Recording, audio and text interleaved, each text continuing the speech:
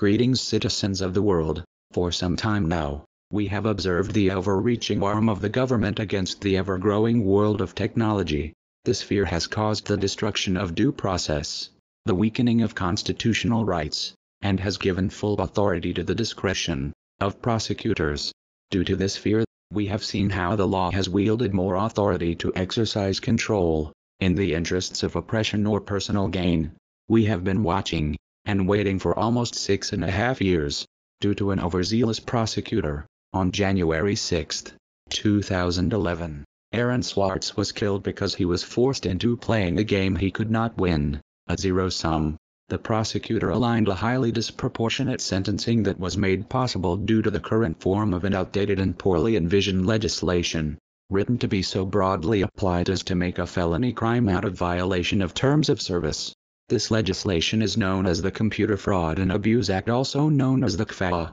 The CFAA was created by the Reagan administration and enacted by Congress in 1986 as an amendment to the existing computer fraud law known as the Counterfeit Access Device and Abuse Act. The CFAA was intentionally made broad and used words with many meanings. One example of how broad it is that the CFAA does not define what authorization means. When the Reagan administration created the CFAA, it also did not define obtaining information. Obtaining information can range from downloading top-secret government emails from the Secretary of State personal server to loading Google. It is also against the CFAA to partake in interstate or foreign communication. Yet that is exactly what you are doing if you visit Facebook's website from outside of California.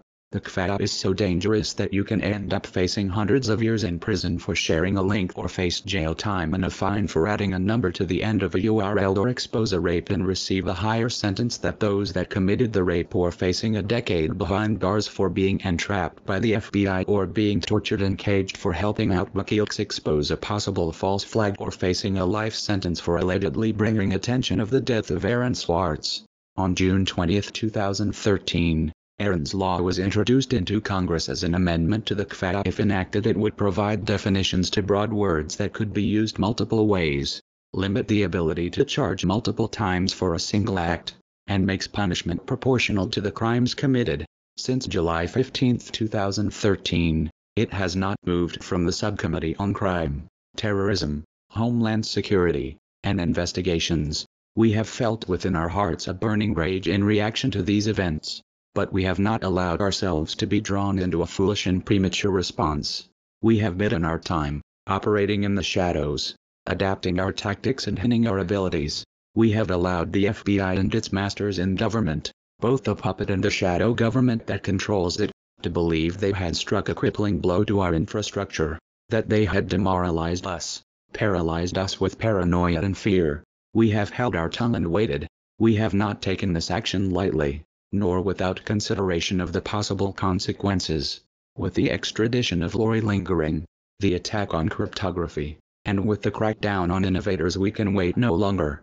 We have exercised such control for quite some time. The time has come to give this system a taste of its own medicine.